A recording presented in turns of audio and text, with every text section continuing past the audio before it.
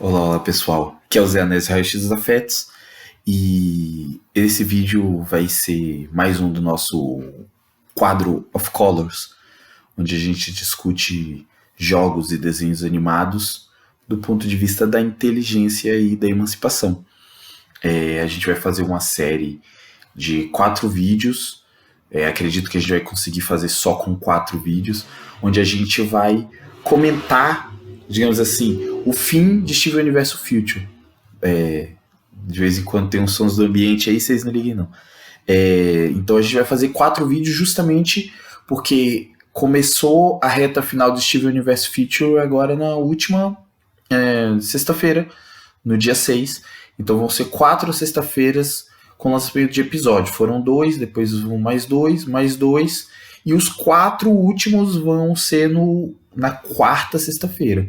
Então, cada final de semana eu vou lançar um vídeo diferente. A sequência de 4 vídeos vai ser um jeito da gente acompanhar essa reta final. Quem quiser entender um pouco mais sobre o que está acontecendo, eu falei sobre isso no vídeo anterior do quadro of Colors, onde eu contei como me tornei fã de Steven Universo. Se eu não me engano, é o episódio 3 do Raio-X dos Afetos. Não tenho muita certeza. Já dizendo, esse vídeo vai ter spoiler, então para quem quer acompanhar a série e quiser se poupar de spoiler, eu vou sugerir assim, não assistir esse vídeo agora, pega um outro vídeo do canal aí, dá uma olhada e tal. Eu já pedi para vocês, por favor, deixem o joinha aí, dá curtida no vídeo. Quem não é inscrito no canal também se inscrever no canal, coisa e tal. Já deu alerta de spoiler, né? Quero lembrar também que a gente vai fazer uma série onde a gente vai, digamos assim, passar um pente fino em todos os episódios de Steven Universo, desde o piloto da primeira temporada, passando pelas 5 temporadas, depois essa minissérie Steven Universe Future, que é como se fosse a 6ª temporada, e a gente vai falar de todos os episódios sempre sem dar spoiler dali pra frente, só comentando do que veio para trás, acompanhando a evolução. Vai ser uma espécie de grupo de estudos que vai acompanhar os episódios um por um. Isso porque a gente realmente acredita que tem um conteúdo bacana que está sendo entregue aí pela Rebecca Sugar nessas séries. E até sobre isso queria sugerir que, antes de começar aqui o conteúdo propriamente dito, que vocês fossem lá no blog raioxdosafetos.blogspot.com e dessem uma conferida lá no texto. Rebecca Sugar, eu confio, que foi um texto escrito pouco antes do lançamento desses 2 episódios que a gente vai comentar hoje. Dito isso, a gente vai partir aqui para o conteúdo propriamente. Eu já fiz um roteirinho, uma coisa um pouco inédita no vídeo do Raio-X dos Afetos, aqui vocês vão percebendo que conforme o tempo vai passando, o canal vai se estruturando. A ideia era essa mesmo, vamos começar com o que a gente tem agora e depois a gente vai incorporando elementos, vai estudando novas formas de aprimorar. Eu quero que vocês acompanhem a gente aí nesse processo de aprimoramento da qualidade do conteúdo do canal. Esse roteiro, na verdade é um roteiro bem tosquinho, eu reassisti os episódios e comentei algumas coisas que eu quero compartilhar com vocês. Então a ideia aqui é sempre essa, trazer uma análise, e é fundamental que vocês tragam um feedback a isso. Então, por favor, deixem um comentário sobre todas essas coisas que eu estou trazendo, a opinião de vocês, para quem assistiu o episódio, para quem tem algo a dizer, contribuam aí nesse processo, gente, por favor. Então, para quem não está por dentro, os 2 episódios que passaram na última sexta-feira foram os episódios In Dreams e Bismuth Castle, que são que vão retomar aqui um pouco o processo de alguns personagens, né? Então a gente vai ter aí um certo protagonismo da Peridot em Dreams, e depois aí da Bismuth, da Lápis e da Connie em Bismuth Castle. O primeiro episódio ele começa com um sonho numa festa, e eu chamo muita atenção para isso. O Steven, os sonhos do Steven sempre tiveram presentes. Desde a primeira temporada, em diversos momentos, a gente vai ter, né, o Steven entrando nos sonhos da Kiki para poder ajudar a resolver o problema dos pesadelos dela, por causa da sobrecarga que ela estava tendo e de não conseguir conversar com a irmã. Então a gente tem todo um processo onírico com o próprio quarto da Rose, né, mas tem alguns momentos com o sonho dele, a forma como ele dialoga com a Drusa, inclusive em Reunited ele sonha no Super Ilha Melancia através de um sonho. Ele, num certo momento, utiliza o sonho dele como um de seus poderes. Enfim, só para contextualizar que os poderes oníricos do Steven são um sonho, são um assunto recorrente. O início de um dos arcos mais emocionantes da série, que é quando eles vão parar no zoológico, é justamente com o Steven Dreams, que é um momento que, né, através dos sonhos, ele começa a se conectar com essa figura que até então ele não sabia quem era, e que a partir de sonhos chorosos ele vai descobrindo quem é. Só quero retomar isso para dizer, aqui a gente está encontrando os sonhos do Steven mais uma vez. Por que agora Steven Universe Future tá retomando o tema dos sonhos do Steven? E tem a ver com o fato de que Steven Universe Future tá tratando do fato do Steven conseguir ou não expressar seus sentimentos, as coisas que ele tá passando, os medos, as expectativas dele, o que ele tá sentindo. Isso é importante pontuar. Então, uma questão que é o que a Obsidian Cookie Cat diz pra ele, né, no sonho do início do episódio, que é: ninguém precisa da sua ajuda, então o que você ainda tá fazendo aqui? Então essa é uma questão pro Steven, ninguém está precisando da ajuda dele. Eu queria chamar a atenção também para o fato de que quando ele acorda, alguém bate na porta e ele fica muito feliz ver que é a Peridot. E ele vai lá, abre a porta da Peridot. Ela fala da Peridot pra ele, tipo assim: e aí, você gravou lá aquela fita pra eu assistir? Quer dizer, ele é o cara que consegue o vídeo em condição assistível para que ela possa acompanhar a série, né? Esse que eu queria chamar a atenção.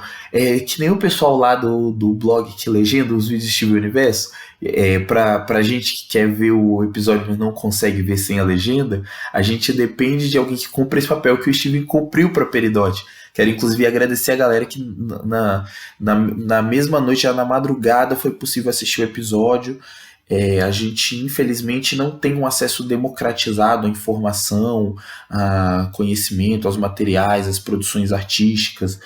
Quem não tem condição de pagar, quem não tem o domínio da língua, acaba tendo barreiras para poder acessar certos conteúdos, né? E de alguma forma o Steven representa isso para Peridot no episódio. Eles vão assistir a série e aí aqui tem outro ponto que é como desde o início a Peridot ela é bastante invasiva. Num certo momento o Steven vai comentar alguma coisa, ela chega a colocar o dedo na boca dele, assim, né? Não fala nada.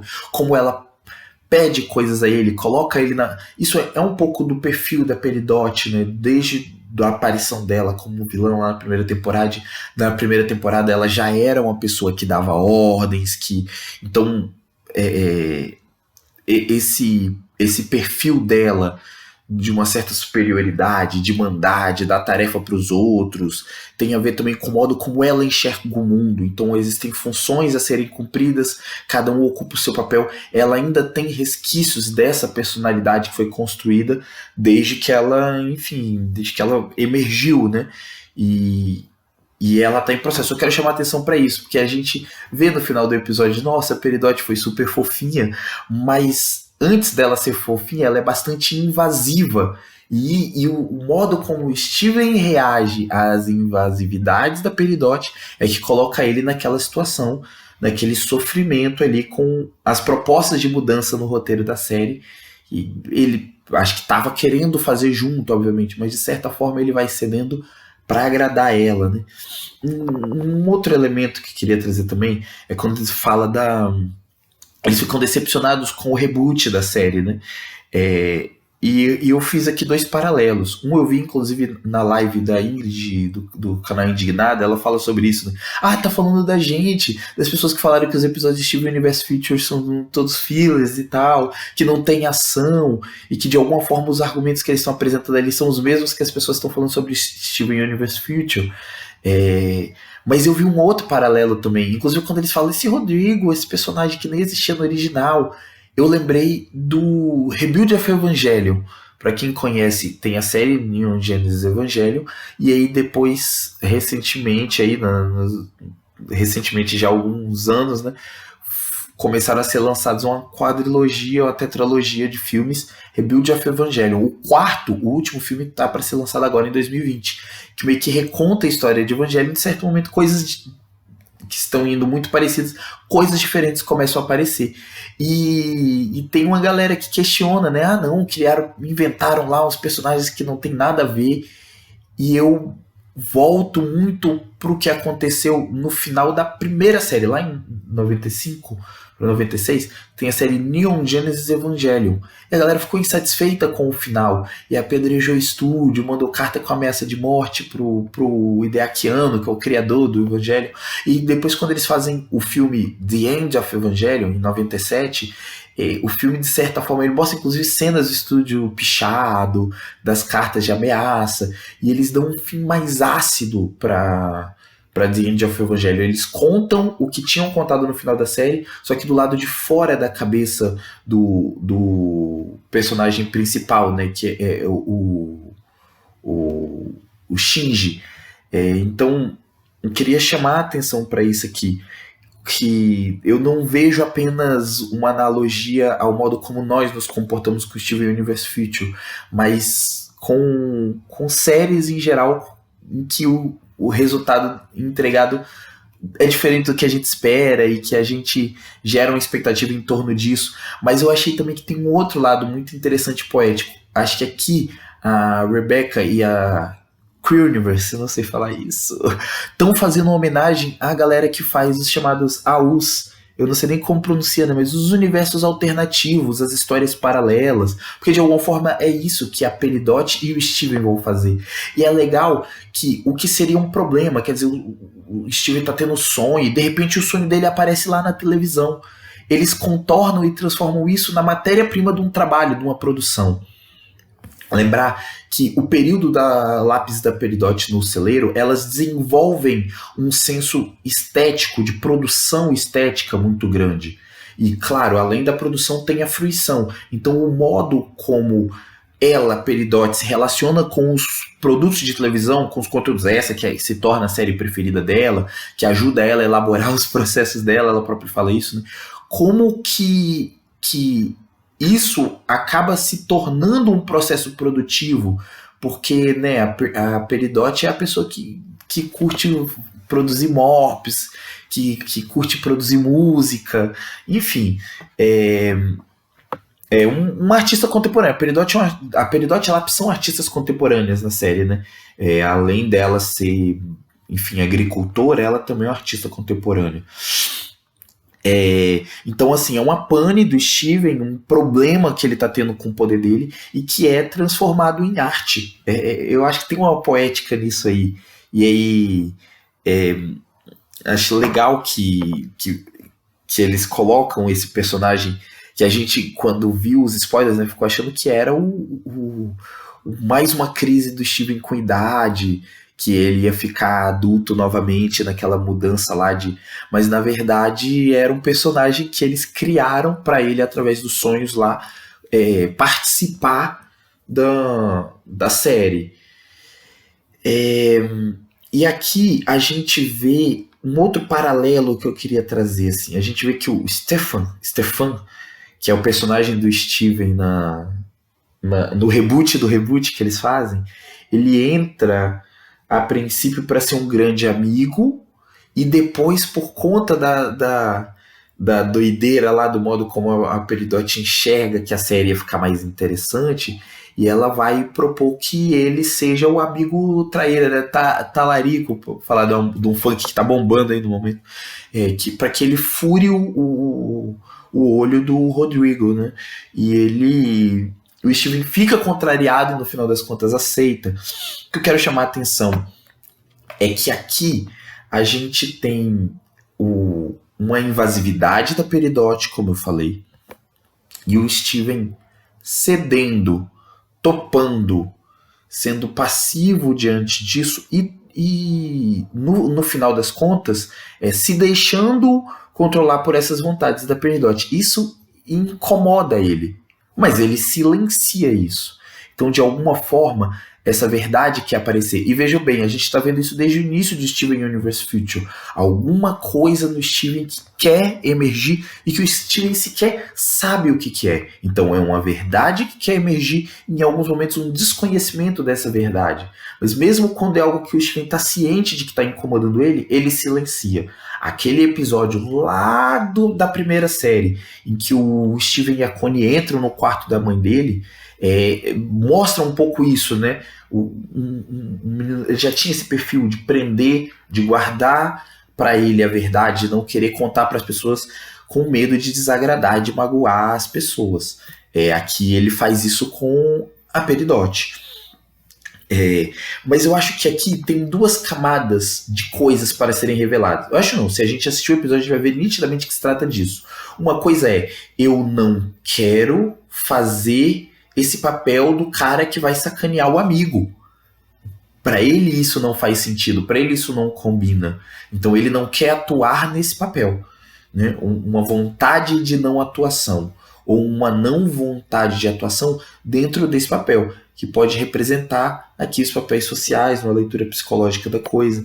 Mas tem uma outra camada de incômodo, que é em relação ao abandono e à inutilidade. Isso está aparecendo recorrentemente nos episódios de Steven Universe Future. É um drama que o Steven está tendo. Então veja bem, quero chamar a atenção que isso aqui é central no processo do Steven.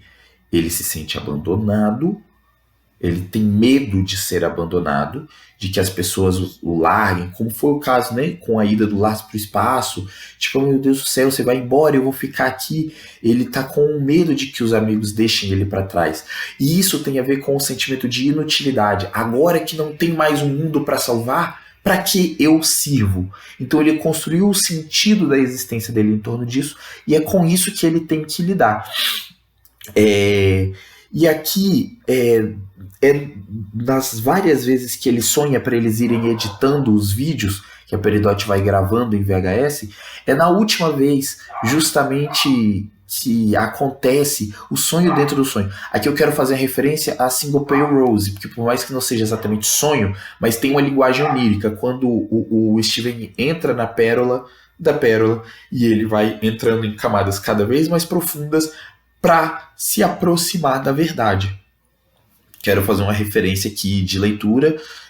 Se alguém conhece aí um texto do Michel Foucault chamado A Verdade e as Formas Jurídicas, para quem não é acostumado muito com debates filosóficos e debates do direito, talvez seja um texto difícil. Quem quiser saber um pouco mais, deixe aí no comentário. Não, vamos conversar mais sobre isso. Que aí a gente pode ou fazer outro vídeo, ou a gente conversar melhor aí, trocar mensagens e tal, levar a conversa para as redes sociais. A gente, enfim, aprofundar esse assunto. Mas nesse livro, o Foucault vai abordar justamente são 5 conferências.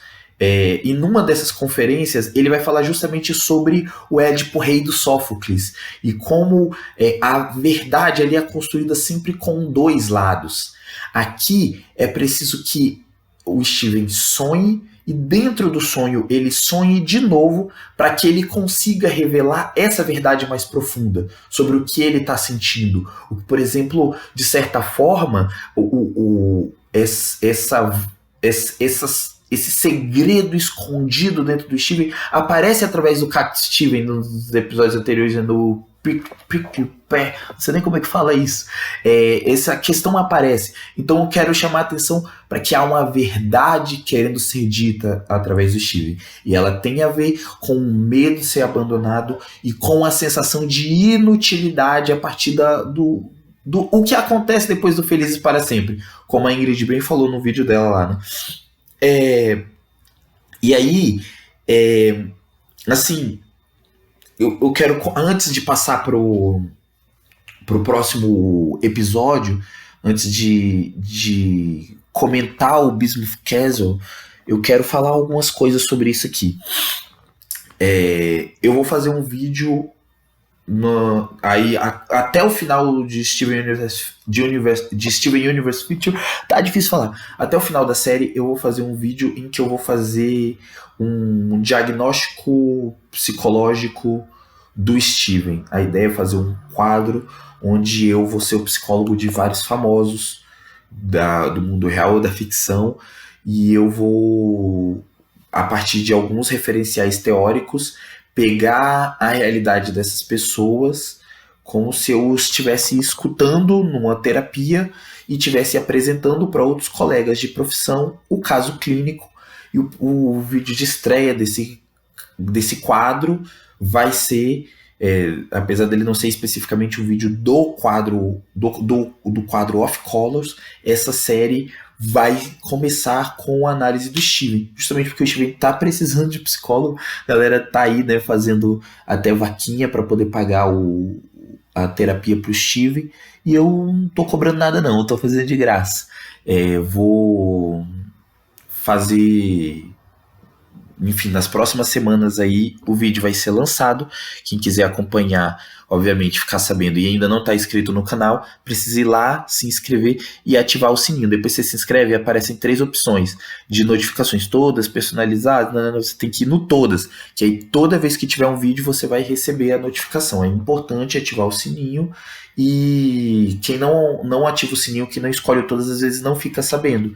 E aí quando esse vídeo sair, ele não vai sair com o nome Off Colors, que nem esse vídeo aqui, que nem os vídeos da série Off Colors. Então quem está interessado aqui no canal, especificamente nos debates de Steven Universe, não vai estar escrito Off Colors nesse vídeo, porque vai ser um outro quadro onde a gente vai dar escuta a pessoas que estão precisando, e quem está precisando nesse universo mais do que o Steven Universo nesse momento, né? Eu acho legal a gente poder ver aqui essa entrada, porque primeiro, quando eu falo que a Peridot foi invasiva, mas tem um outro aspecto aqui também. O modo como as coisas querem sair do Steven, ele também é um modo meio invasivo, porque ele tenta segurar essas informações, ele tenta manter para ele acha que vai incomodar outras pessoas, ou enfim, acha que vai ter problema com isso, mas isso não é muito diferente do que acontece com todos nós. A psicanálise vai dizer que acontece um processo de sublimação, onde a gente utiliza outras formas, outras linguagens, como a própria arte, para dizer o que a gente está sentindo. Mas a sublimação, na verdade, ela é feita de um recalque, que é um processo fundamental para todo ser humano. A gente não pode mostrar tudo que a gente tem dentro da gente. E o modo como o Steven está tentando lidar com esse recalque de coisas que ele sequer sabe o que quer, porque tem a ver também com processos anteriores, com a mãe dele, tanto que esse Steven Rosa se manifestando, como se manifesta, enfim, já desde do primeiro sonho, né? Na verdade, desde o primeiro sonho, da primeira filmagem que eles fazem, não do sonho do início do episódio, fala um pouco disso, como eu disse, de uma verdade que quer fugir e que nem mesmo ele sabe o que é. E ele vai ter que trabalhar com esses recalques aí, obviamente. Mas quero chamar a atenção para esse fato de que a Peridot, assim que ela assiste e que o Steven consegue falar com ela fez o que nem sempre as pessoas têm a sorte que o Steven teve. Porque às vezes a gente elabora em análise algumas coisas, sente a necessidade de conversar com algumas pessoas, abrir o jogo sobre algumas coisas, e não necessariamente a repercussão que aquele paciente, que aquele analisando vai ter quando ele elabora e resolve falar com as pessoas sobre as coisas que eles estão afligindo, nem sempre esse feedback vai ser positivo, nem sempre essa acolhida vai existir. E aqui a Peridot tem um papel diferencial, mas só é possível que ela seja tão maravilhosa, tão acolhedora, dizer: eu não preciso que você faça coisas para me agradar, eu não preciso que a gente tenha um grande inimigo para lutar, a gente pode só estar junto curtindo uma série, eu gosto da sua companhia, não vou embora, não vou te largar. É um pouco isso, né, que ela diz para ele assim, no final da série: não precisa de nada disso, você não precisa fazer nada que você quer.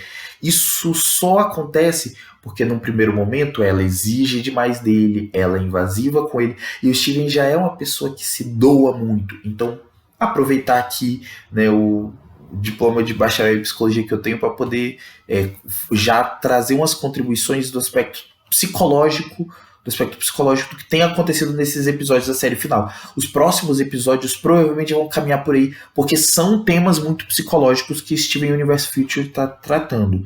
Então cabe aqui a gente se atentar para os papéis que vão sendo ocupados na dinâmica social, porque a psicologia que eu construo passa muito pela leitura desses papéis sociais. E aqui a gente vai para um outro roteiro, literalmente, que é em Bismuth Castle. O que acontece aqui? Vejamos bem. A série começa com a galera indo passear, indo para um rolê. Os quatro, né? Steven, a Connie, a Bismuth e a Pérola. É um rolê de patinação. E aqui a gente vai, ao longo do episódio, descobrindo como que esse rolê se deu. Então ele é um episódio de passeio e muita gente, inclusive, criou expectativas em relação àquele episódio Última Saída de Beat City, que o Steven, ainda bem mais novinho, vai num show de rock junto com a Pérola e com a Ametista. Não à toa há paralelos aqui, tanto a participação de um artista do mundo real, né, na trilha sonora do episódio, quanto ao fato de ser um passeio do Steven com a Pérola e mais algumas pessoas. Tem uma série de coisas que estão sendo colocadas aqui, mas são episódios que falam de gems aprendendo a se relacionar com os seres humanos. E aqui a gente conhece um pouco do mundo do relacionamento interpessoal entre as gems, num ambiente de relações humanas, e também do relacionamento entre humanos. O Steven, ele é uma pessoa que fica no híbrido dessas duas coisas. Mas vejamos bem, chamar a atenção para a música Can't Hold Me, da Emily King, que é a música preferida, a gente descobre, né, nesse episódio, a música preferida da Connie. Queria sugerir para vocês que fossem ouvir mais coisa, porque o som da menina é muito bom, eu não conhecia. Enfim, uma galera deve ter ido ouvir a Emily King depois desse episódio, acredito e espero que sim, porque o som dela é de muita qualidade, mas me chamou a atenção que logo depois aparece a música preferida da Pérola e é uma propaganda de uma oficina de carro. E aqui eu quero pausar um pouco o assunto Steven Universe para compartilhar com vocês uma música que eu gosto muito. Eu vou fazer um vídeo aqui no canal tocando ela no violão.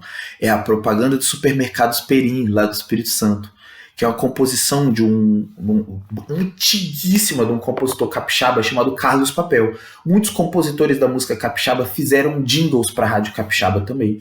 E esse jingle do Perim é o mesmo há décadas, até hoje ele toca nas rádios. Eu e meus amigos fizemos uma versão nossa para essa música no violão e tal.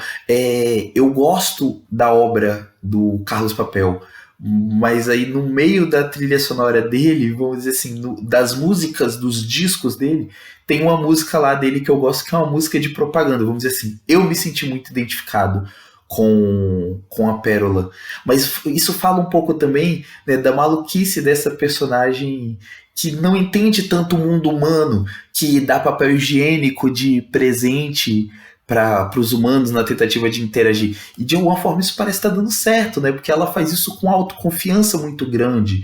A Pérola tem uma autoconfiança muito grande, apesar de algumas coisas que ela foi trabalhando, ela conseguiu construir ao longo desses milhares de anos que ela tem, de tudo que ela passou na guerra, dos processos dela com a Rose, com a Diamante Rosa. Ela desenvolveu uma autoconfiança muito grande. E o episódio em tese, ela indo levar Bismuth para poder aprender a se relacionar com seres humanos, né? Então veja bem, episódios que estão tratando de amizade. Aqui, mais uma vez, aparece aquela questão do Steven, que é o eixo entre o medo do abandono e o sentimento de inutilidade. Porque aí a gente vai ver, nessa relação da Lápis com a Bismuth, a gente vai ver o processo dos dramas do Steven, né? E eu acho legal que quando eles estão no carro, né, indo lá para a pista de patinação, do modo como a Peridot vai, como a Pérola vai dando dicas para Bismuth e Peridot, maluquice. Do modo como a Pérola vai dando dicas para Bismuth, ela levanta a manga da Bismuth, abre um botão da Bismuth, você vê ali o rosto corado da Bismuth ali, parece na verdade que é a Pérola que tá flertando com a Bismuth, né? E depois, num outro momento um pouco mais pra frente, quando a Bismuth fala, nossa, o fã-clube da Pérola, ela fica meio assim, você vê que tem um certo ciúme ali, mas ela respeita esse espaço. E aí, quando eles se aproximam, os três, para interagir com os amigos da Pérola, a Pérola apresenta e fala com muito orgulho da Bismuth, né? Dá pra ver ali que tem um encanto sincero da Pérola com a Bismuth, uma admiração muito grande, mas muito desembolada. Ela tá na trip de conhecer muitas pessoas, né? Tá na trip de se relacionar, e a Bismuth muito na expectativa de respeitar isso. Sabe? Acho que foi legal o modo como a maturidade emocional da Bismuth nesse relacionamento foi colocada. Eu vi no vídeo de alguém, se não me engano, o Juliano do Hora Cartoon, não tenho certeza, acredito que foi ele. Ele comentou.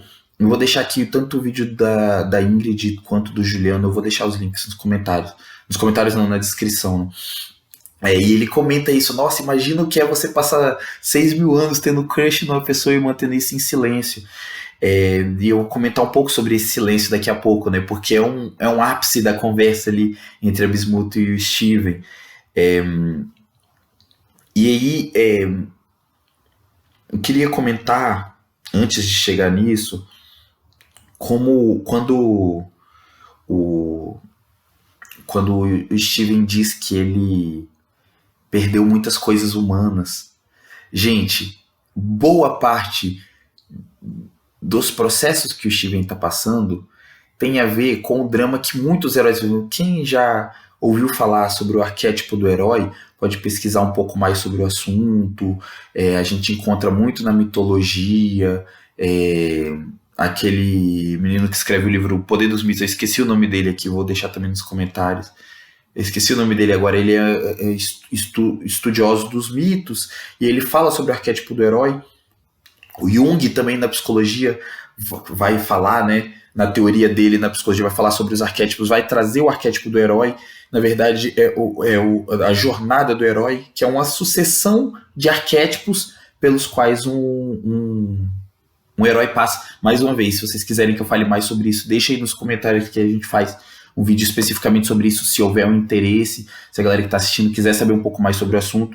Mas o processo do Steven é nitidamente o arquétipo do herói, ok? Desde a primeira temporada, a gente vê uma série de etapas pelas quais os heróis passam, geralmente, se manifestando aqui.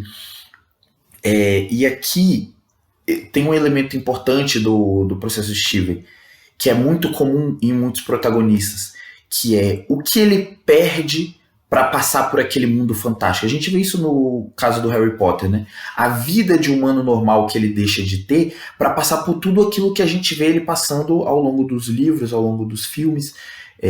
Isso também acontece com o Steven. E aí ele fala, não, eu não patinei. A Bismuth fala, como que você não conhece essa atividade de socialização tão comum dos humanos?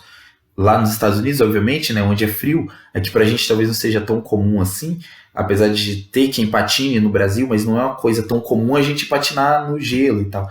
E ele fala, eu perdi muita coisa de humano desde que eu comecei a descobrir meus poderes. Então vejamos bem, aqui ainda é aquele drama que tá acontecendo com o Steven desde o primeiro episódio da primeira série, da primeira temporada de Glow, com a pedra dele piscando por causa do biscoito gatinho que apareceu nos sonhos dele, nos processos oníricos dele no episódio anterior, né? No episódio 11. Aqui, mais uma vez, a questão que a série está tratando o tempo inteiro é de como ele vai descobrindo os poderes dele e de como ele vai lidando com isso. E aí ele fala isso num contexto em que a Bismuth tinha acabado de apresentar o espanto dela com aquele ritual, né? Calma aí, as pessoas pagam pra pôr rodinha no pé? Isso aqui realmente é muito diferente. E a Bismuth é a personagem que apresenta esse espanto com as coisas. Tem muitas coisas na Bismuth que eu gosto. Na verdade, a Bismuth é a minha personagem preferida em Steven Universe. Desde a primeira vez que eu vi o episódio Bismuth, que é o episódio 100 da série, desde a primeira vez que eu vi a Bismuth, eu falei, é dela que eu gosto. E naquela época ela meio que era uma vilã, queria lembrar disso. Né? Mas eu acho legal o modo como a coisa é apresentada. Então a galera indo para um rolê de patinação que Para Bismuth é novidade, para o Steven também. Mas para Pérola e para Connie não. A Connie encontra os amigos dela lá, a Pérola também encontra os amigos dela, e aí a gente vê o Steven e a Bismuth meio que na mesma situação, que é tendo que lidar com as suas melhores amigas e pessoas por quem eles têm um interesse, um encanto, né? Tendo outros amigos. Até eu comentei isso, né? Que a Bismuth fala, nossa, então esse aí é o fã-clube da Pérola. Sobre o fã-clube da Pérola em especial, eu queria comentar sobre uma personagem, né? Você vê, tanto os amigos da Pérola quanto da Connie são de grupos étnicos distintos, com perfis distintos, tem uma diversidade muito grande ali representada. Agora eu finalmente mostrei esse quadro pela primeira vez para vocês. Eu quero apresentar para vocês o artista que fez esse quadro. Futuramente eu vou dar um jeito até de trazer ele aqui no canal, talvez, mostrar outras obras dele. A gente tem algumas coisas aqui em casa, ele e a mãe dele fazem um trabalho com cerâmica. Quem quiser conhecer, procurem aí no Facebook o Fábio Florentino, que é o artista. Eu vou mostrar mais uma vez aqui do quadro, mas na verdade vocês só viram o quadro inteiro porque eu tava com a perna dobrada e tava dando dormência, eu precisava desdobrar. Vamos lá. Que acontece? Daquelas 3 amigas da Pérola, eu queria fazer um destaque de crush aqui apenas, que é a Kadisha, é a moça negra do cabelo moicano. Eu acho que foi a humana mais bonita que apareceu na série até agora. Ela, como diz a minha amiga Ana Laura, ela é o meu tipo. Assim, achei ela bem gatinha, só queria comentar. Quando o Steven faz com os amigos da Connie a piada da White ter tirado a pedra dele para falar de dificuldades nas relações familiares, né? Fala da White ter tirado a pedra dele, eles falam um pouco de uma falta de habilidade social dele. Depois ele comenta isso com a Bismuth, né?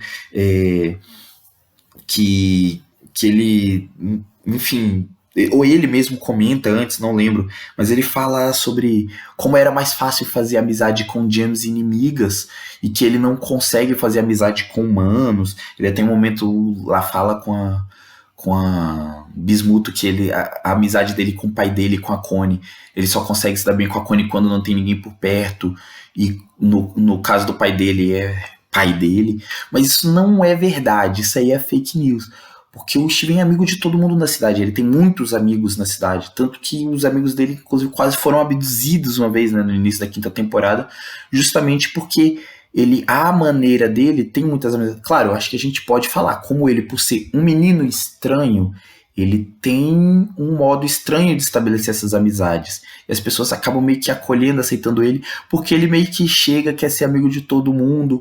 Ele, criança, lá na 1ª temporada, acho que a gente pode até dizer que ele ganha as pessoas assim na simpatia, no carisma, mas que não é tão bom em habilidades sociais. Mas que ele nunca teve amigos, isso não é exatamente verdade.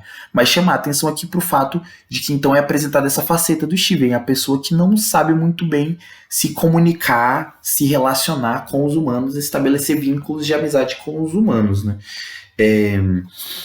No Little Graduation, eu acho que isso é bastante tratado, né? Então o Steven Universe Future está abordando essa questão, né?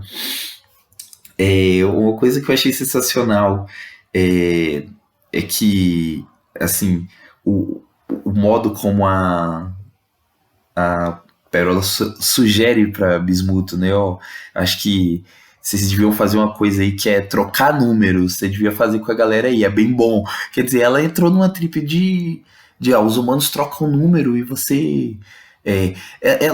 enfim, ela curte colecionar uns contatinhos. E curte também dar papel higiênico pra galera. Mas veja bem, o Steven, ao contrário da Bismuth, o Steven não aceita o pedido de ajuda da Connie.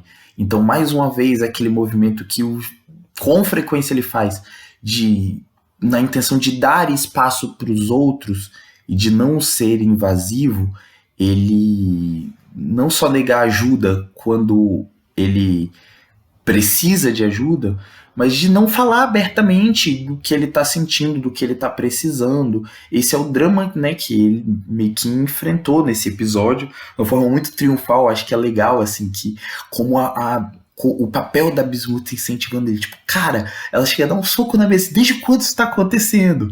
Porque ela visualiza, olha, Steven, tudo bem que você tá vendo paralelos entre o meu processo aqui de estar afim da Pérola, ele até tipo, cala a boca, mas quer que o Steven dá uma esparrada, a Pérola dá um tchauzinho assim, tipo, pô, eu não quero que ela saiba, mas você tá escondendo dela, mas Steven, você também tá escondendo, só tem uma grande diferença, a Pérola veio para encontrar com os amigos dela e me trouxe junto para conhecer gente. A Connie não, a Connie veio para dar rolê com você.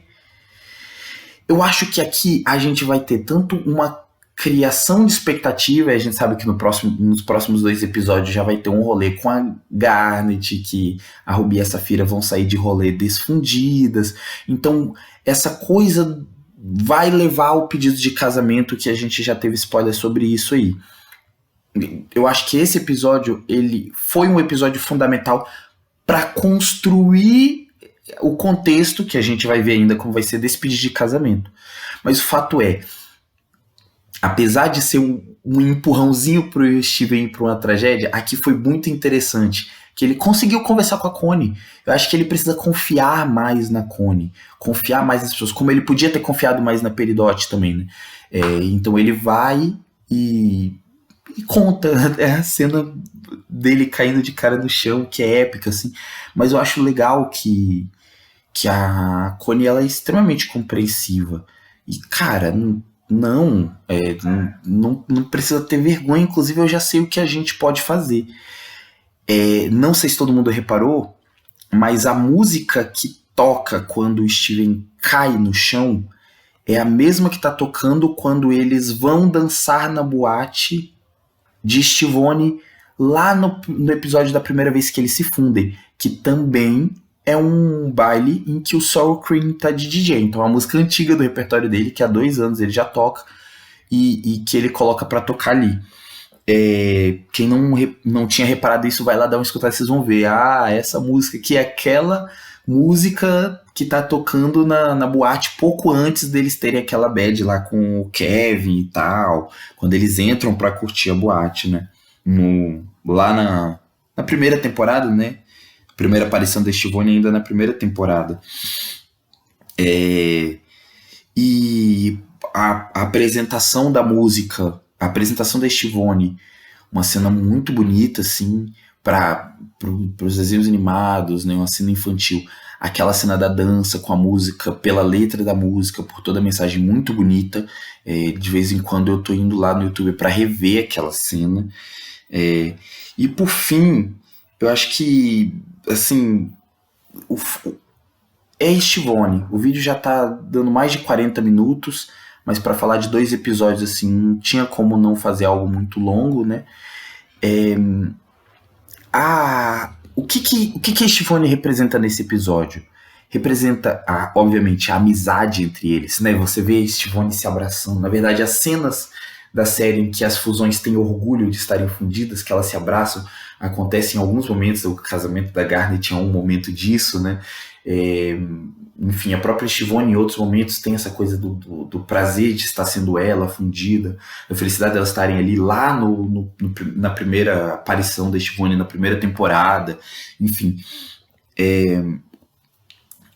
essa cena do abraço me marcou muito, porque aqui mostra primeiro a amizade entre o Steven e a Connie, a parceria entre eles, e também uma porta de entrada para um enturmamento. É a partir da Stivone que o Steven consegue se ver sendo visto como alguém interessante pelos amigos da Connie, e interagir com esses humanos e quebrar o gelo um pouco.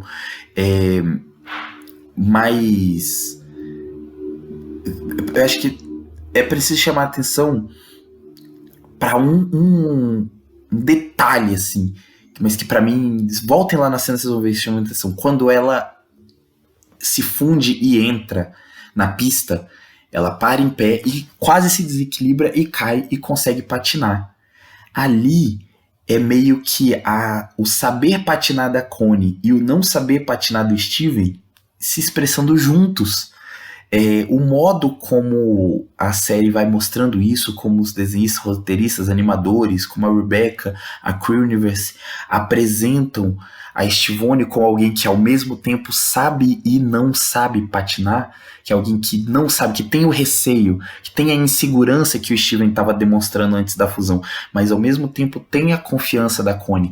Ali a gente vê a Connie puxando o Steven pelas mãos, tanto que quando eles se desfundem, eles estão de mãos dadas, cada um com a meia de uma cor, né, vermelha e azul, para relembrar disso, cada um com a meia, Gem Buds, né, cada um com a meia de uma cor, de mãos dadas, com o calçado da Estivone, com os patins da Estivone, um em cada pé, um de cada lado, porque quando eles estavam fundidos, era o saber patinar da Connie que estava puxando o Steven. Então tem também uma pedagogia, um aprendizado. Ele aprende um pouco a patinar por estar fundido com a Connie. E aqui eu quero trazer mais uma referência teórica, que se vocês tiverem interesse, a gente pode conversar sobre isso no outro vídeo. Tem um conhecimento, às vezes aparece como zona de desenvolvimento proximal, às vezes aparece como zona de desenvolvimento medial, não lembro agora de cabeça, mas é um termo do Vygotsky, do Lev Semenovich Vygotsky, que é um psicólogo soviético, né, da época que a União Soviética existia, um dos psicólogos mais importantes da história da humanidade, assim, teoricamente falando, né, e ele vai dizer justamente que existem coisas que a gente sabe, existem coisas que a gente não sabe, existem coisas que a gente está aprendendo, que estão nessa zona de desenvolvimento proximal, que é justamente aquelas coisas que a gente ainda precisa da ajuda de alguém para conseguir fazer. E aqui a Estivone patinando, de alguma forma, representa uma relação pedagógica entre a Connie e o Steven. É a amiga que ensina o amigo, que leva para patinar. Na verdade, esse episódio ele é todo sobre isso, porque a Pérola tá ensinando a Bismuth a se enturmar. Tanto que tem uma hora que ela fala, né? Agora você tá pronta, vai fazer seus amigos, e ela vai dar papel higiênico pra um coroa lá. Enquanto a Bismuth reina entre o fã-clube da Pérola. Quer dizer, a galera curte muito a Bismuth, mas aquele aprender a interagir só foi possível porque a Pérola ensinou. Vou terminando o vídeo por aqui. Agora eu vou fazer uma análise sintética disso tudo, porque a gente já tem quase 50 minutos de vídeo. E eu queria chamar a atenção para o que foi feito com a série agora nesses episódios 11 e 12. Porque de fato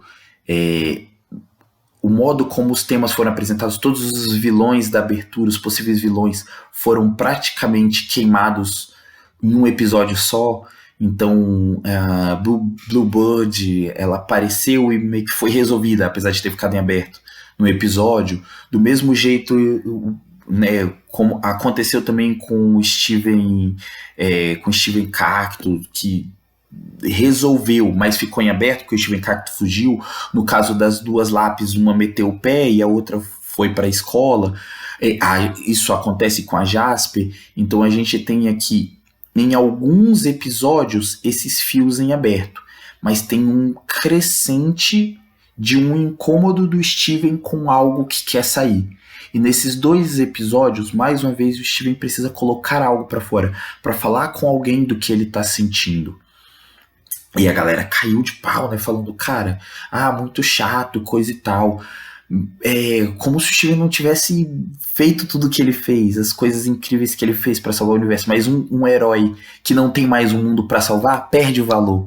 Se você não tem grandes lutas, você é descartável. E é um pouco disso que a série tá falando.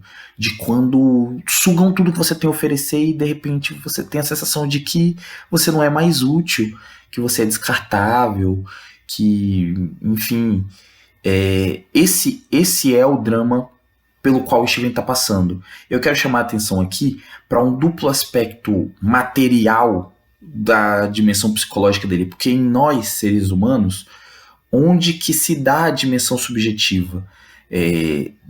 Onde que se dá a mente, o cérebro, como queremos chamar, o comportamento? Os behavioristas lá dentro da psicologia não vão acreditar que existe mente, né? Eles vão dizer que tudo é comportamento. temas complicados. Quem quiser saber mais sobre o assunto também, é só deixar um comentário aí embaixo ou pedir sugestões de textos para leitura sobre o tema. Mas, independente da vertente psicológica que a gente está abordando aqui, o que a gente costuma chamar de mente está onde? No ser humano, né? Nós temos o sistema nervoso central, o cérebro, que a gente sempre, inclusive quando fala de mente e pensamento, a gente aponta para a cabeça justamente porque o cérebro está aqui, e a gente tem, enfim, o sistema nervoso periférico que controla os processos motores, a gente tem também um sistema hormonal, onde uma série de processos químicos acontecem, e no conjugado disso tudo, o ser humano sente coisas. E ele tem sensações, assim como ele tem sentimentos, ele tem percepções, e aí ele vai ter os seus valores, ele vai ter as suas atitudes, e isso vai determinar a relação dele com outras pessoas. Obviamente que eu não responderia, não, a mente, o psiquismo está no cérebro. Eu não responderia disso. Eu responderia que está na relação com as outras pessoas. Mas a base material do psiquismo, sem sombra de dúvida, no nosso organismo, é o sistema nervoso central, e os nossos processos hormonais que também regulam o funcionamento do sistema nervoso central. Os nossos neurônios, as nossas sinapses. Só que pelo que a gente aprende na série, inclusive na explicação sobre a corrupção, a gente entende que ali é como se a mente estivesse... enfim, a gente vê no Steven Universo o filme, a gente vê elas sendo resetadas. Então, o psiquismo das gems está na pedra. Elas produzem um corpo de luz, mas é a pedra delas que carrega uma história, que viveu processos, que viu, fez, ouviu, falou coisas. Essa pedra, ela guarda a dimensão subjetiva de uma gem. Mas e o Steven? O Steven, ele é meio orgânico, meio pedra. E enquanto ele herda da mãe dele um desenvolvimento próprio desde criança, mas que é de uma pedra que já tinha um histórico de pirraças violentas, como a Volleyball veio mostrar pra gente lá no episódio 4 de Steven Universe Future, aqui a gente tem essa pedra em um corpo orgânico vivendo a adolescência, que é um processo de desenvolvimento do sistema nervoso central, é um processo socialmente e emocionalmente complexo, e hormonalmente também. Então, esse encontro de ser orgânico e ser gem, ele determina um pouco o processo que o Steven está passando. E me parece, pelo que eu vi da série até aqui, os episódios 11 e 12, me parece que a Rebecca quer mostrar isso pra gente. Vamos ver como essa criatura passa pelo momento, talvez o momento mais louco, tirando a primeira infância, onde tudo é muito rápido, mas o momento mais louco do desenvolvimento do ser humano. E aí a gente está vendo o Steven passar por isso. E espero que a gente aproveite essa oportunidade. Eu quero que vocês que assistiram o vídeo comentem aí. Podem deixar elogios, podem falar que eu sou lindo, que eu sou bonito, que eu sou comprometido, mas eu tenho ascendente leão e gosto de elogio. E podem também deixar crítica. Podem deixar, por favor, aí, percepções de como as coisas podem melhorar nas análises. Eu não estou terminando o vídeo satisfeito com o tamanho, gostaria que ele fosse muito menor, mas foi esse o tamanho que eu consegui fazer o vídeo e trazer todas as análises, foi esse o tamanho que ele ficou, e eu quero fazer essas análises com vocês. Esse vídeo aqui é de fato um vídeo para quem está assistindo os desenhos, a ideia dele não é de ter o mesmo tanto de exposição que os outros vídeos do canal. Mas, se você conhece alguém que gosta de Steven Universo, que pode gostar das análises, que pode querer conversar comigo sobre o assunto, esse canal do YouTube, ele é um blog. Não é à toa que o Raio-X dos Afetos existe tanto no YouTube quanto no blogspot.com. Esse canal do YouTube é um blog. Então, é assim que a gente faz blog. Eu escrevo um texto no blog, as pessoas comentam, a gente responde, escreve outro texto em base nisso, escreve o texto no outro blog. E eu quero usar o YouTube como se fosse um blog de vídeo. Porque no final das contas, é isso que é. Então, traz aí a galera que quer conversar sobre o assunto. Convida mais pessoas, vai lá pessoalmente, isso faz diferença no engajamento. Você que está assistindo o vídeo, chega numa pessoa que você acha que também gostaria de ver o vídeo e fala para ela pessoalmente assim, olha, tem um vídeo aqui, dá uma olhada lá, eu acho que esse cara tá falando umas coisas legais sobre o desenho, acompanha, porque eu não conheço todo mundo que assiste Steven Universe, e eu sei que talvez seja até mais fácil pra galera que é mais nova se enturmar, mas pra gente que é mais velho, encontrar pessoas que querem falar sobre esse assunto, que entendem a importância dos desenhos Steven Universe Future como obras de arte é fundamental. Tanto que eu falei isso no primeiro vídeo do Quadro of Colors, como eu me tornei fã de Steven Universe. Eu acho que a gente precisa se encontrar, eu quero encontrar mais gente. Então você que está acompanhando a série of Colors aí, manda esse vídeo para seus contatos, pede para assistir, pede para comentar, pede para deixar elogios e críticas e sugestões, tanto de como fazer os próximos 3 vídeos dessa série aqui, ou seja, onde a gente vai fazer essa cobertura de Steven Universe Future nas 4 semanas de reta final, né, onde a gente vai, enfim, acompanhar o fim de Steven Universe Future. Tem até um nome aqui, que é Comentando o Fim de Steven Universe Future. Vai ser o nome da série, não achei o nome melhor. Então, pede pra galera vir tanto para esses vídeos quanto para outros da série, para acompanhar. Se tiver sugestão de qualquer outro tema sobre Steven Universe, sobre outros desenhos, eu tô com vídeos para fazer sobre Infinity Train, sobre o Carmen Sandiego da Netflix, sobre o Neon Genesis Evangelion, que eu já comentei no vídeo de hoje. Eu acho que mais coisa de Neon Genesis Evangelion vai aparecer até o final de Steven Universe Future. Eu vejo alguns paralelos, vamos ver se vai acontecer.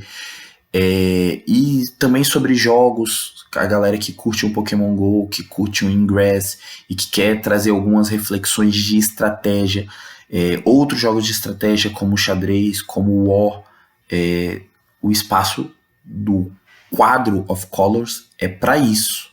E eu quero conversar com você que também se sente off color, ou seja, que também sente que mesmo não sendo dos grupos privilegiados da sociedade, e aí eu tô falando especificamente de nós que somos negros, que somos LGBTs, né, que são mulheres, que são da classe trabalhadora, que enfim, que por diversos aspectos nessa atual sociedade não somos privilegiados, mas sim, nós podemos fazer análise, nós podemos colocar nossa opinião na baila, com essas pessoas que eu quero conversar. E é por isso que eu queria terminar esse vídeo com isso, porque é justamente pela necessidade de conversar que a gente está procurando uma terapia para o menino Steven. A gente precisa construir redes de compartilhamento. Eu tenho certeza que muitos jovens, mesmo alguns que estão julgando com hate o Steven nesse momento, estão passando pelo que ele passa também nas suas vidas.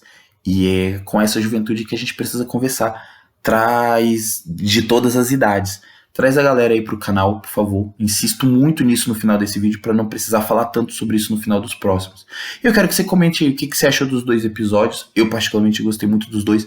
Como eu disse, tinha escrito o texto. Vou colocar o link dele aqui de novo embaixo. Tinha escrito o texto. Rebecca Sugar, eu confio. E eu acho que nesses 2 episódios ela respondeu: tudo bem, Zé, já que você confia, eu vou te entregar 2 episódios muito bons. Espero que os próximos 8 sejam no mínimo no mesmo nível. Muito obrigado por estar junto, para você que veio e viu esse vídeo até o final, e beijinhos de maracujá.